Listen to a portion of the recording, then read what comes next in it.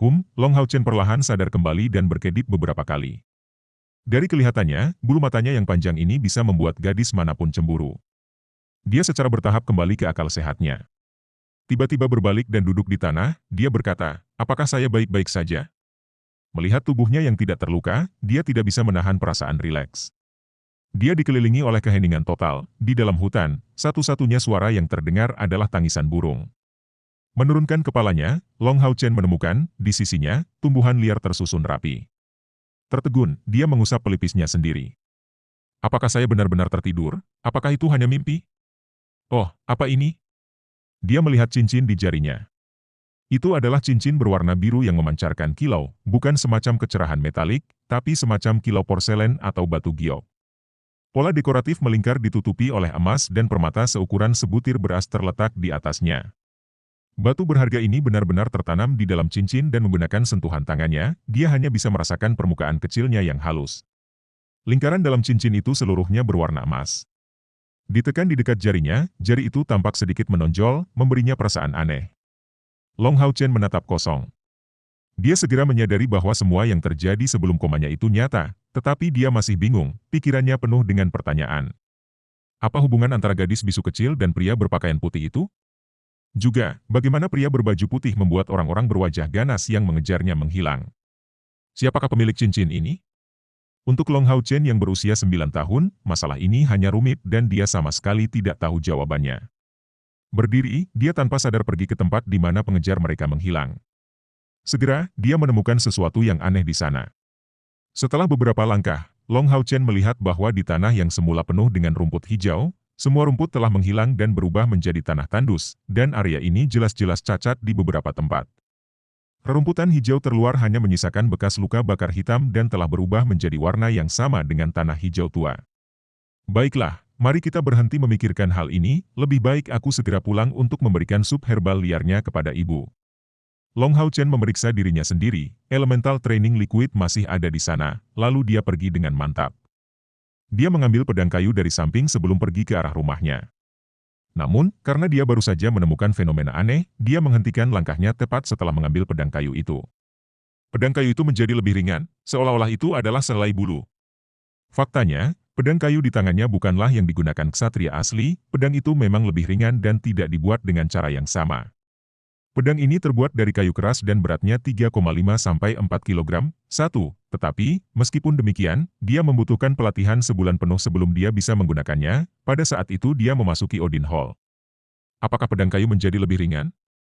Salah, tampilannya masih sama. Mungkinkah sebenarnya kekuatanku yang meningkat? Saat dia memikirkannya, kedua tangan Long Hao Chen memegang pedang dan dia berlari ke depan, menebas di depannya. Segera, sebuah suara terdengar, kekuatan pedang benar-benar membuatnya takut, tetapi tangannya tetap stabil. Dia jelas merasa bahwa kekuatan anggota tubuh dan tulangnya telah meningkat pesat. Melompat beberapa kali, dia merasa tubuhnya sekarang seringan pedang kayunya.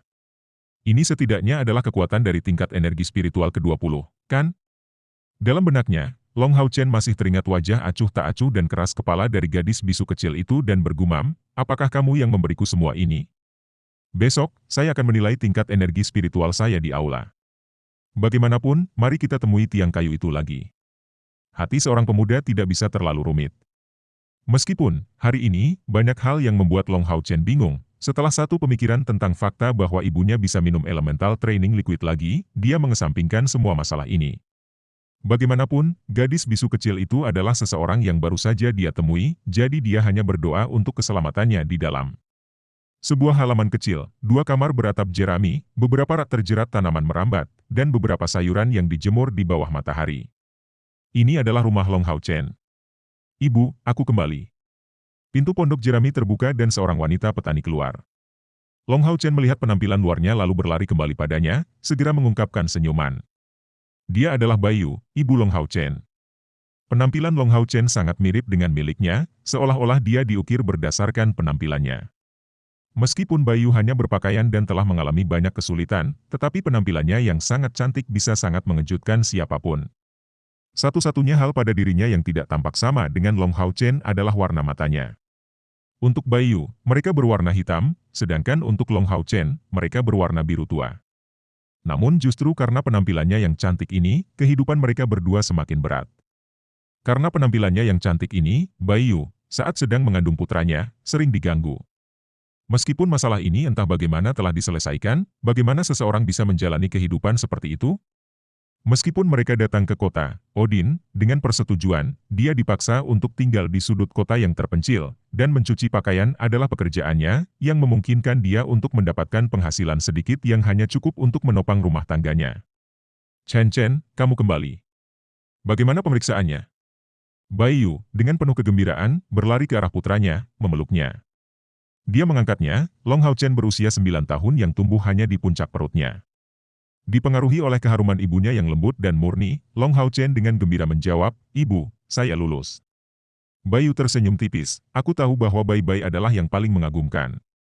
Cuci cepat, ibu akan menyiapkan makan siang untukmu sekarang." Long Hao Chen melompat keluar dari dada ibunya, "Biarkan aku pergi mempersiapkannya. Saya memilih beberapa tumbuhan liar yang bisa dimakan, saya akan menyiapkan sup untuk Anda minum." Saat dia mengatakan itu, dia langsung pergi ke pondok jerami. Di pintu masuknya, dia masih tidak bisa membantu tetapi berbalik ke arah ibunya untuk melihat. Dia tidak tahu kenapa, tapi dia merasa dia terlihat sangat bahagia hari ini. Faktanya, ibunya umumnya tidak banyak bicara di siang hari. Baiyu terus mengikuti putranya dengan matanya saat dia pergi ke dapur, bergumam, "Bai-Bai, kamu mengalami waktu yang sulit." Tapi, dia menghela nafas ringan, dari matanya mengungkapkan perasaan berjuang sebelum akhirnya menahan batinnya perasaan yang akan melonjak. Malam yang sunyi berlalu. Keesokan harinya, Long Hao Chen bangun pagi dan pergi untuk makan sarapan yang disiapkan oleh ibunya sebelum melanjutkan ke Odin Hall. Saat dia tidur nyenyak, dalam mimpinya muncul pemandangan yang terjadi pada siang hari dan bahkan saat gadis kecil bisu itu memberinya cincin.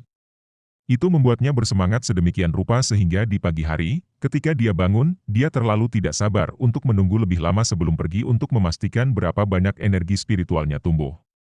Karena dia datang begitu awal, ketika Long Hao Chen masuk ke Odin Hall, belum ada orang lain yang datang. Tidak ada yang berharga di Odines Hall jadi pada dasarnya tidak ada yang mengawasi, apalagi Balza, instruktur Knight yang tinggal tepat di belakang. Bergegas ke tempat pemeriksaan kemarin, di depan balok kayu, dia menarik pedang kayu dari punggungnya. Dia datang hari ini, lebih awal, hanya untuk membuktikan bahwa tebakannya benar dengan mengambil tes energi spiritual. Pedang kayu itu perlahan terangkat. Long Hao Chen terkonsentrasi, kakinya mengumpulkan kekuatan, menarik napas dalam-dalam dan, dari tangannya, pedang kayu itu turun dengan kecepatan penuh.